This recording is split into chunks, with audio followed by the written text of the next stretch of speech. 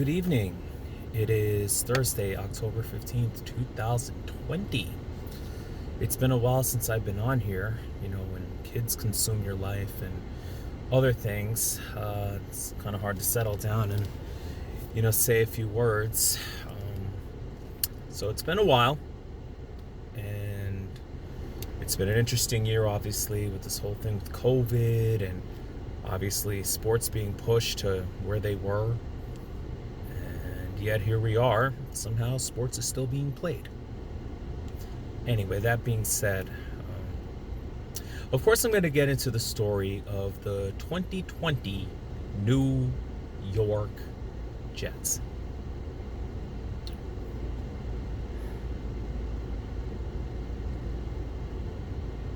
For as long as I've known football, when I was a young kid, and I started my love for football, and I've said this before, a curious little 8-year-old kid was always in his grandparents' house and saw all the Jet regalia around his grandparents' house. Of course, I got hooked, and as a result, that's how I started my Jet fandom. In 1995-96, we're under the years of Rich Kotite, where his 2-year stint with the Jets, he was 4-28. I had to sit through a 3-13 year and a 1-15 year before Parcells came in and turned everything around, and when the Jets became back to respectability. And fast forward, we've been through the heartbreaks we've been through, glorious times, and obviously to this day still haven't gotten it done. A few times knocking on the door of the big game, you name it. Which brings me to 2020. The Jets now are going on 10 years of irrelevance. 10 years without the playoffs, 5 years of playing irrelevant football.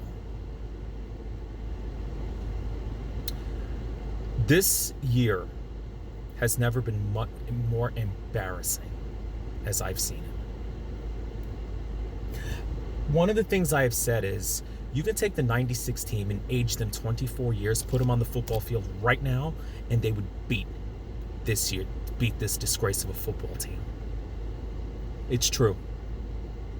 You can take the 08 Detroit Lions, they would beat this football team.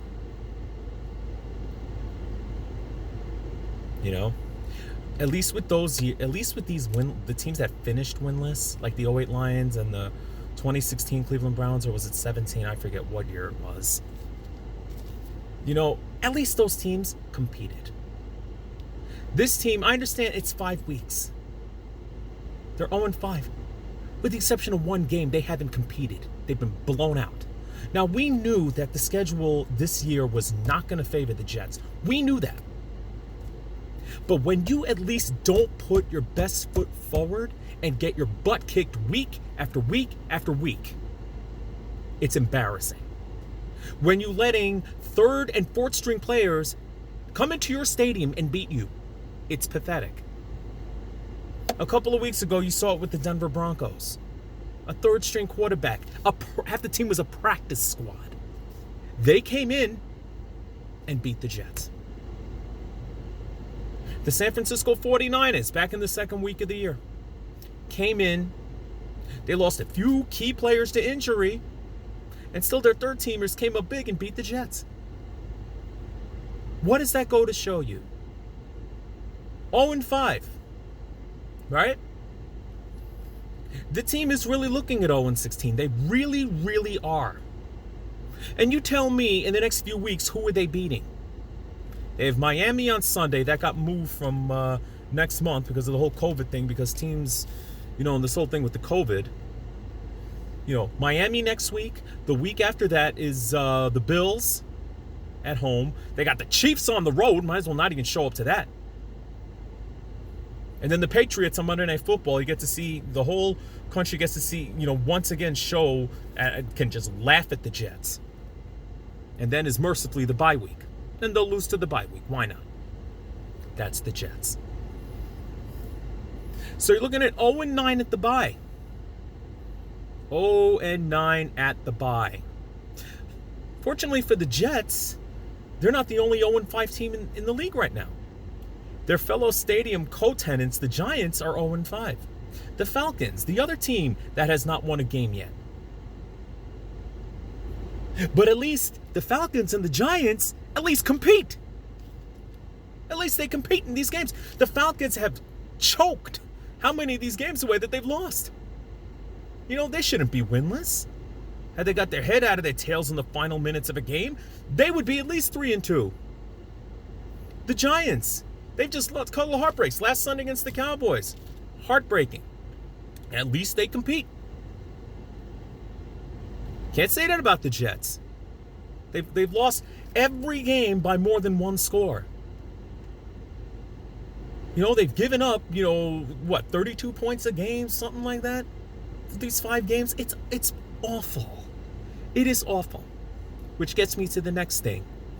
This head coach.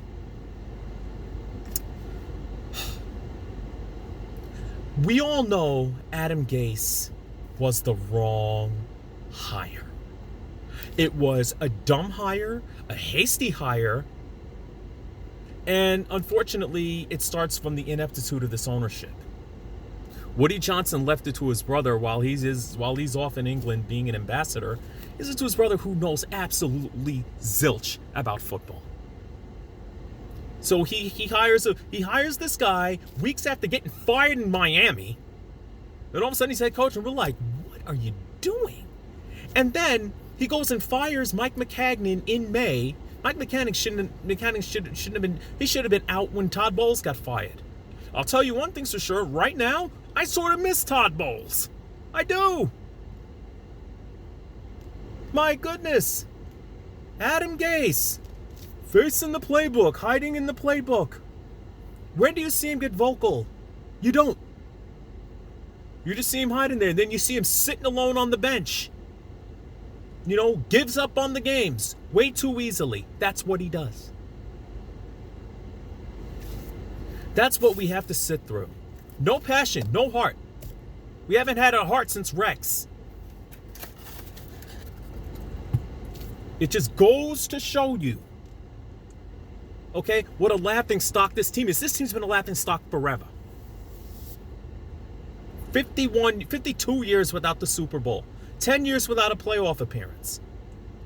5 years of being irrelevant in the month of December.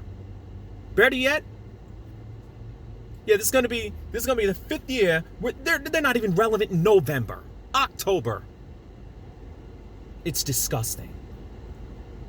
The verdict's out on the GM, Joe Douglas.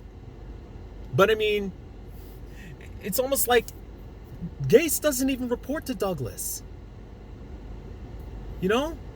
Because if Gase did report to Douglas, Adam Gase would have been gone a long time ago. He was hired before Joe Douglas was. Any GM, any owner would allow the GM the keys to hire his own coach. Joe Douglas did not get to do that. And now you see him punting away the pieces. You saw Le'Veon Bell inexplicably get cut because he didn't see eye to eye with Gase.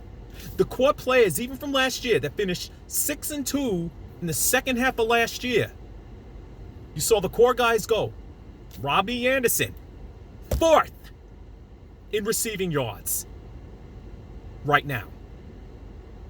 Jamal Adams, cried his way out of New York. And it was because of Gase. Cried his way out of New York. And then you just gave away Le'Veon Bell. I mean, now granted, Adams recruited him. Jamal Adams recruited Le'Veon Bell to New York. And then he bailed. Which, isn't cool. Now let's talk about trading Quinnen Williams. You just drafted them last year. And he's starting to come around. You got draft picks that can't see the field. Your first round draft pick, I wasn't exactly sold on drafting a lineman, but Mekhi Becton, I know he's hurt now. He's been something. He is something. I like that guy. 380 pounds of that guy. He's a monster. This Denzel Mims kid can't see the field. I mean, it's like, what does it go to show you? It's a joke. We've known to draft poorly. Okay? Go in there, type in on YouTube, Jets draft picks, or Jets draft picks gone wrong, and you'll see it. Oh, excuse me, I kind of have to eat my dinner here. I'm on work break. Anyway, it is absolutely disgusting. This is the lowest of the low that we've seen. You're putting all this inexperience on the field. You give away all your core players, and you put an embarrassing product on the field.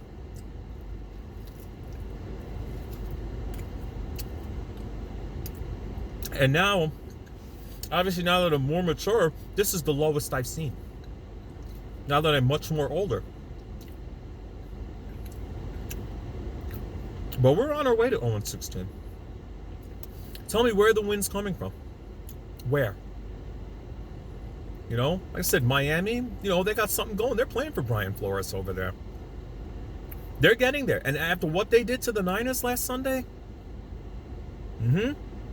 after that is the Bills, the Chiefs, the Patriots, bye week, Chargers.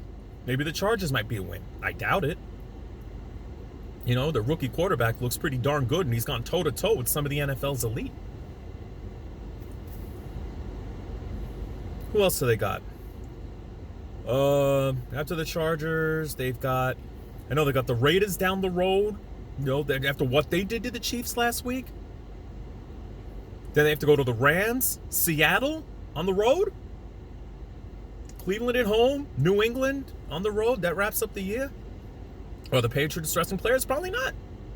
Because the AFC East looks like it's going to be Buffalo's to win. So you sit there and tell me where are the wins coming from? This team is realistically looking at 0-16. It's going to happen, folks. Their time to fire Adam Gase was after the Thursday game against Denver that they lost and should have won. That was the time to get rid of Gase. They said, they're all before that game. We're monitoring Adam Gase. We're monitoring him. Executives are monitoring him, right? The day after that game, Adam Gase is going to stay for the rest of the year. What? So you hyped us getting ready for Gase to be booted, only to tell us Adam Gase is going to stay for the rest of the year.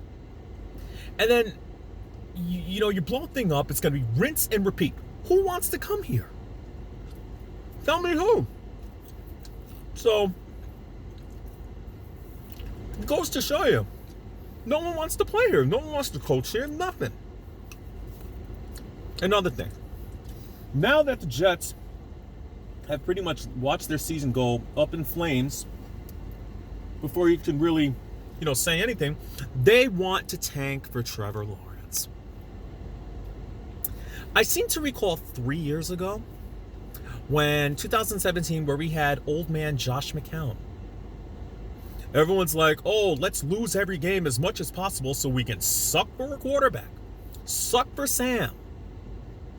Or whatever quarterback was coming out. It looks like the quarterbacks alongside Sam Darnold have done pretty darn good. Lamar Jackson, Josh Allen. Can't say the same for Josh Rosen, but still, nonetheless, Sam Darnold is not that bad. He just has no offensive line. No offensive line to work with. So, I don't think he's a bad quarterback.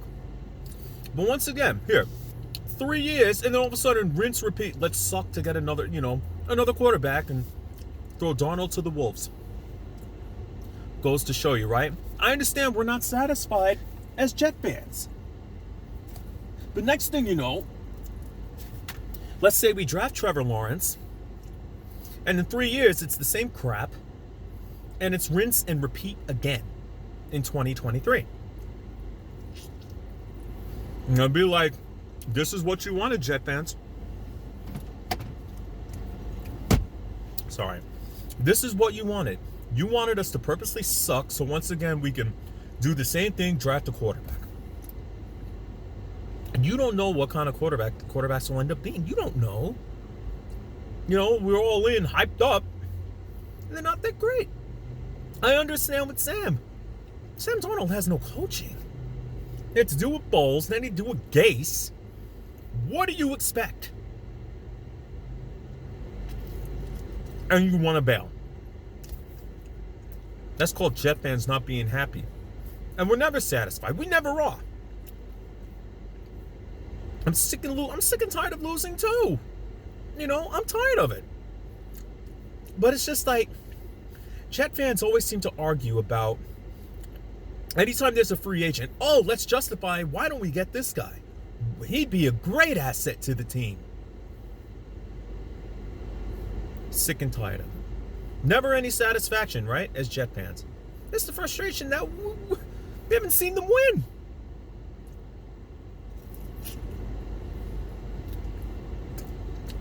And I understand. But, you know, this is what happens when you punt your core players away.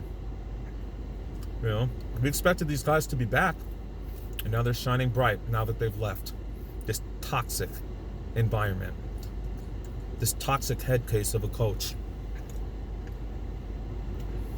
It's disgusting. That being said, I'm gonna end it here for now.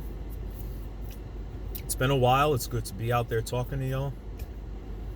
Hope to speak again soon if I find some time. And good luck against Miami on Sunday. That should be fun. Anyway, I'll talk to you folks soon. Deuces.